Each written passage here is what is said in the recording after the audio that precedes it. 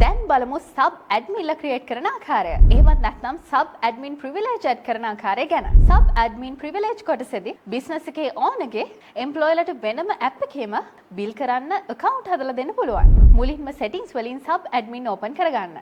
දැන් sub admin ගේ නම, phone number එක සහ කැමති අකුරු 6ක password එක ඇතුළත් කරලා ඒක ක්‍රියේට් කරගෙන ඊළඟට ඕපන් වෙන කොටසෙන් සබ් ඇඩ්මින්ට මේ විදිහට ප්‍රිවිලේජස් වලට ඇක්සස් දෙන්න පුළුවන්. කස්ටමර්ස් යටතේ කස්ටමර්ස්ව බලන්න වේව් එක කස්ටමර් ඇඩ් කරන්න හෝ එඩිට් කරන්න එඩිට් ඔප්ෂන් එක.